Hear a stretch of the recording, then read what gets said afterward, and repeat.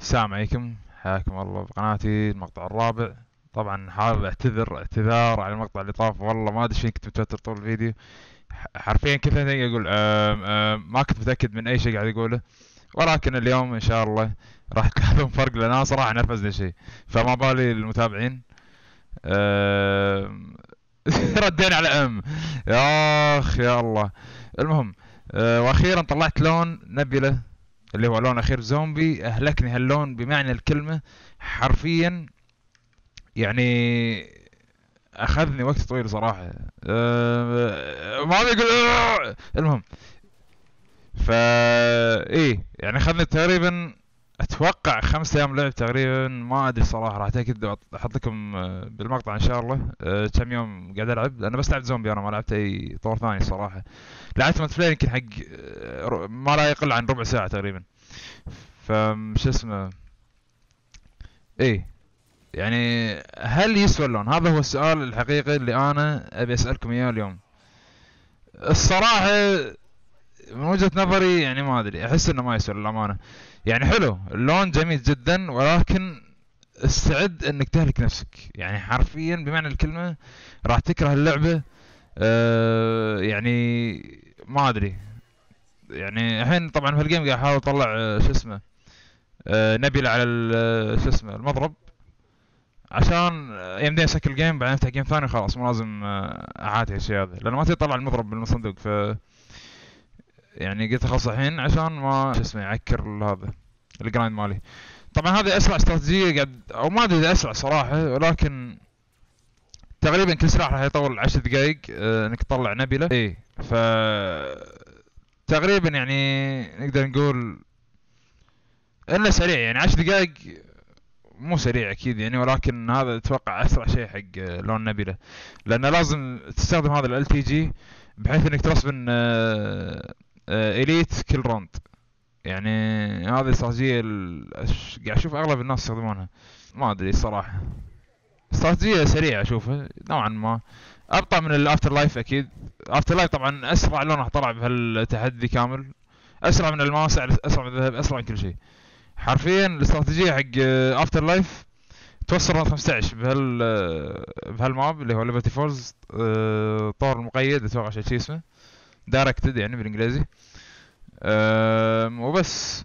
يعني شوف تجمع راوند 15، طبعا انا حاسبها كل راوند راح يكون في 44 زومبي، فكل اللي عليك انك تجمعهم بالطريقه هذه وتمسحهم. يعني انا طبعا خلصت على كل الاسلحه، بس يعني مثلا شي تجمعهم بمكان. طبعا ما ادري صراحه اذا وصل مكان ولا لا، بس انا قاعد اسوي تحدي نبيله. تبي تسويه من هناك فوق البنك، او عندك بعد داخل المكان مال البولينج اللي هو ليبرتي لاينز اتوقع اسم المكان. فبس كل اللي عليك انك تجمعهم بالطريقه وبس. طبعا سلاحك راح يونشت الزومبيز يعني صراحه، خصوصا بهالراوند هذا، راوند 15 المفروض ان سلاحك يكون قوي. فبس يعني ما ادري صراحه، هل يسوى انك تطلع اللون؟ يعتمد، يعني لازم تسال نفسك السؤال صراحه، لان انا صراحه اخذني وايد وقت. يعني انا السبب الوحيد طلعت اللون عشان اسوي عليه فيديوهات للامانه، يعني لا اكثر ولا اقل. مع العلم اني انا اطلع اللون يعني الاخير بكل زومبي يعني كل سنه، ولكن يعني هالسنه صراحه كنت شوي متردد، لان اللون يهلك يا اخي والله العظيم. يعني انت مستوعب الارقام؟ راح احط لكم ارقام تقريبا، يعني الاشياء اللي انت تسويها عشان تطلع اللون بهالكود. راح احط لكم على الشاشه الحين. فاسال نفسك هل هو شيء منطقي انك تسويه؟ لانه يطول للامانه، ياخذ وقت، حتى لو استخدمت اسرع طريقه بكل شيء، بالتذهيب، بالالماس، بالافتر لايف، وحتى بالنبله مثل ما قاعد اشوف. يعني طريقه جدا سهله، لان 15 يعني مستحيل انك تموت، او مو تموت يعني انه ما تنشط الزومبي. وفلوسك ما تخلص الا اذا قاعد تستخدم السلاح اللي هو الفرد. لا تستخدم الفرد، تبي تطلع نقاط ابتعد عن السلاح نهائيا، لانه ما راح يجيب لك شيء يعني صراحه. فانا اخلي سلاح ثاني مني ذهبي مطوره تطويره ثانيه يذبح بسهوله جدا. وطبعا هو كان اخر لون افتر لايف فتم عندي يعني.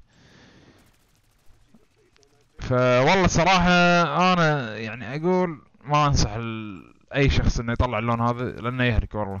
او اذا تطلع على فترة طويلة جدا فشيء يرجع لك صراحة، بس انا يعني قلت اطلع من الحين عشان اسوي عليه فيديو، وبس عشان ابعد تماما عن انه يهي، لان اللي يستمتع بالزومبي مثل ما انا المفروض اني استمتع بالطور يعني. تسوي تحديات، الغاز، راوندات عالية، يعني هذه الطريقة اللي انا استمتع فيها بالزومبي صراحة. فاتوقع كل واحد بطريقته، ولكن ما اتوقع ان اي احد راح يستمتع بهالطريقة هذه، لان شيء يهلك يا اخي والله. يعني انا كل ما افتح اللعبة فاتح بودكاست وقاعد اسمع، اطالع مسلسل، اي شيء قاعد اسوي، ممل كان بشكل مو طبيعي. يعني ما ادري، فما ادري اذا انصح اي شخص انه يطلع اللون للامانه. ولكن انا اعطيتكم شرح تذهيب. قولوا لي طبعا اذا تبون شرح على الالماسي، لان اتوقع لقيت طريقه اسرع من انك تقعد براوند 15 كل تقريبا دقيقه تطلع مانجلر واحد. اتوقع لقيت طريقه اسرع. فاكتبوا لي تحت في التعليقات اذا تبون شرح على اللون الالماسي اللي هو اوبل. لان الصراحه هو ثاني اكثر لون مهلك. لا تبي صراحه بعد ما طلعت الالماسي، الذهب ولا شيء كان صراحه. يعني الالماس يا اخي يعذب والله، لان المانجا هذا ما يرسب نهائيا. يعني شوف انا الحين راوند 15، راوند 15 مستحيل راح يرسب المانجا، ما يرسب نهائيا. انا صار لي يوم كامل قاعد اطلع افتر لايف ما رسبن ولا مانجا حرفيا. طبعا هو يفيد بالافتر لايف، ولكن باللون الالماسي ما راح يساعدك شيء.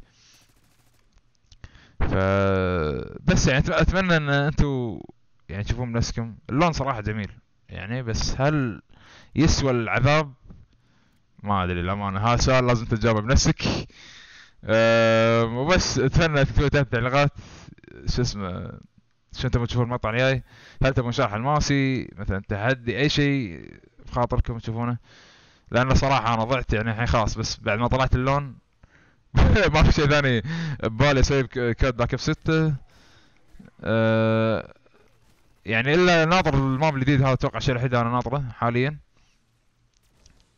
وبس يعني الامانه ما في اي فكره ثانيه ببالي، لان صراحه يعني ما ادري اذا سكروا طريقه التذهيب. راح اتاكد ان شاء الله بعد هالجيم، واحط لكم اياها بالتعليقات بالفيديو اللي طاف، راح اثبته ان شاء الله. لان ما ادري في احد تعلق ان سكروا طريقه وهالاشياء. هو ما اعتقد انه جلتش، لان اللي انا قاعد اشوفه باليوتيوب انه يحفظون الجيم ويطلعون. انا طريقتي مو لازم ما لازم تحفظ الجيم اصلا، بس اللهم اول ما تسمع النغمه دي وصلنا الراوند عشان تسمعون النغمه عدل ثواني. فاهم شيء تسمع هذه النغمه اول ما يبلش الراوند وتكون داخل الغرفه. المفروض ان كل الزومبي يصيرون داخل الغرفه. هذا اللي انا جربته يعني، ذهبت تقريبا ما يقارب ال10 اسلحه بالطريقه هذه. ف ايه بعد طبعا افتر لايف للميلي كان شويه مهلك صراحه. بس في طبعا مع هذا الطور اللي هو مقيد اتوقع اسمه او دايركتد، يعني وايد طرق سهله انك تخلص هذا النايف يعني. طبعا في طريقه بطيئه، طريقه سريعه، والحين قاعد نصمم خلاص صراحه. فانا صراحه يعني اخذت طريقه سريعه توصل راوند 9 زين، تطور النايف وتقعد بالسبون. والله اللون عذبني صراحه، بس مو كثر الالماسي. والله الالماسي كان هو اكثر لون ممل بالتاريخ. على الاقل الجولد اقدر اذبح يعني وايد زومبيز بدقيقه.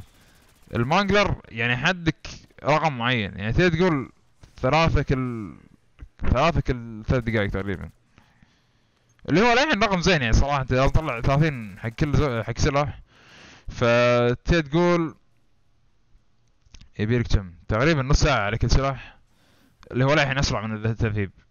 الافتر لايف طبعا اسرع بعد، تقريبا ما يقارب 8 دقائق. واللون النبله اللي هو الاخير هذا ياخذ تقريبا 10 دقائق تقريبا. يعني هاي كلها ارقام تقريبيه حسب لعبي للطور. والله اتمنى تكتبوا تحت التعليقات شو تبون تشوفون الفيديو جاي. وسامحوني على يعني التردد. مثل ما يعني ما ادري الفيديو طاف كنت جدا متردد على كل شيء قاعد اقوله، ما ادري ليش، مع اني كنت متاكد من كل شيء قاعد اقوله، ولكن للحين كان في تردد. فبحاول حتى لو يعني بالتسجيل طلع هالشيء مره ثانيه بحاول اقصص المقطع، ما راح اصير كسلان ان شاء الله، لان الشيء صراحه جدا ضايقني انا اكثر ما ضايقكم. بس يعني ان شاء الله من اليوم رايح ان شاء الله ما راح يتكرر هالشيء. وبس اتمنى تكتبوا تحت التعليقات رايكم اذا هل يسوى اللون هذا ولا لا. انا صراحه اشوفه يعني حليو يسوى؟ ما ادري صراحة، هذا السؤال لازم تجاوبه بنفسك. بس اتمنى انكم استمتعتوا بالفيديو. سامحوني جدا على التردد اللي كان بالمقطع اللي طاف، ولكن ان شاء الله ما هيحصل بالمقاطع الجاية. وبس، اشوفكم على خير ان شاء الله، في امان الله.